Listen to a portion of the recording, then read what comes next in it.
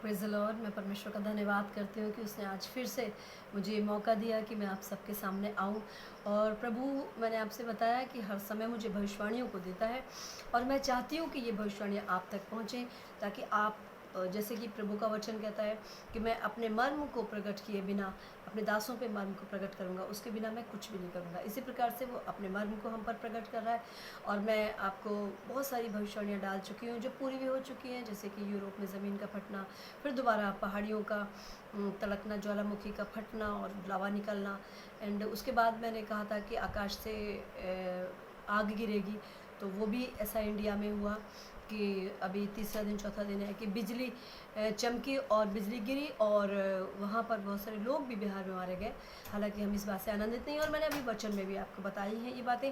और मैं आपसे ये कहना चाहती हूँ आज कि अभी प्रभु जो है वो अकाल के लिए बहुत ज़ोर दे रहा, बार बार प्रभु कह रहा है कि अकाल पड़ने वाला है। तो प्रियो, मैं चाहती हूँ कि आप यूसुफ की तरह हो जाइए। और जानवरों के लिए भी प्रभु ने कहा। और मैं आपको ये बताना चाहती हूँ आज कि देखिए, ये परमेश्वर की भविष्यवाणियाँ जो है वो इस समय को दर्शाती हैं, जो कि प्रकाशित वाक्य 6 में लिखा है। मैं आपके सामने इस समय पढ़ूंगी बाइबल में से प्रकाशित वाक्य 6 और उसका 5 से पढ़ूंगी। यहाँ पर लिखा है, और जब उसने तीसरी मोहर खोली तो मैंने तीसरे प्राणी को ये कहते सुना कि आ, और मैंने दृष्टि की और देखा कि एक काला घोड़ा और उसके सवार के हाथ में एक तराजू है। और मैंने उन चारों प्राणियों के बीच में एक शब्द ये कहते सुना कि एक दिनार का सेर भर गेहूँ और दिनार का तेल, जौ और तेल और दाखरस की हानि ना करना। यानी कि परमेश्वर, ये इस समय जो हम चल रहे हैं तीसरी और चौथी मोहर के का ये समय है।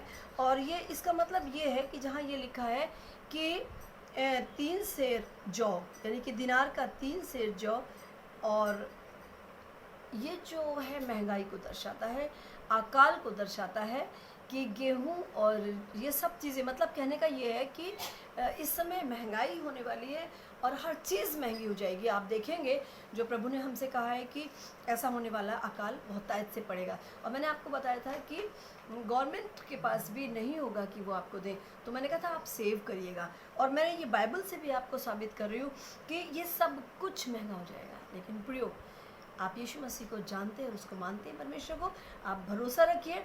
यहाँ पर एक बात खास करके लिखी हुई है कि और तेल और दाखरस की हानि ना करना। परमेश्वर अपने दूतों को आज्ञा दे रहा है इस तीसरी मोहर के समय में कि अभिषेक का तेल आपके साथ रहेगा।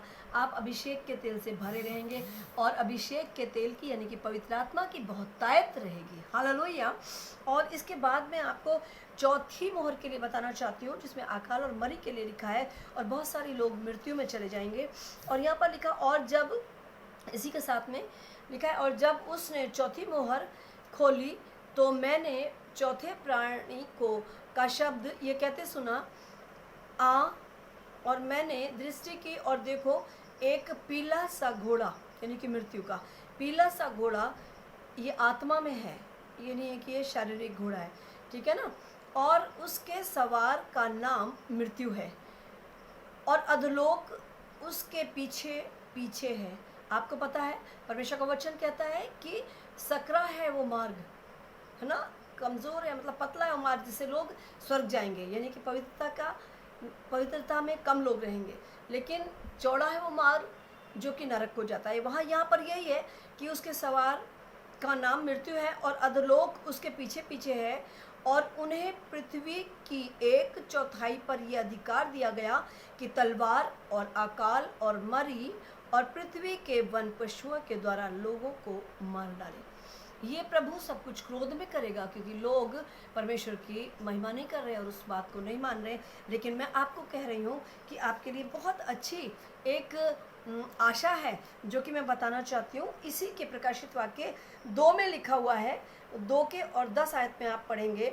यहाँ पर लिखा है कि प्राण देने तक तू विश्वास योग्य रहे तो मैं तुझे जीवन का मुकुट दूंगा। हालेलुया। मैं इतनी सी बात आपको कहने के लिए आई हूँ कि आप विश्वास योग्य रहे, प्राण चला जाए तो चला जाए, स्वर्ग का राज्य ना जाए। आप स्वर्ग के खोजी जाइए ताकि यीशु मसीह आपकी सहायता करे और आपको पूरी तरीके से अपने राज्य में ले ले। प्रभु आपका आशीष दे। God bless you. हालेलुया।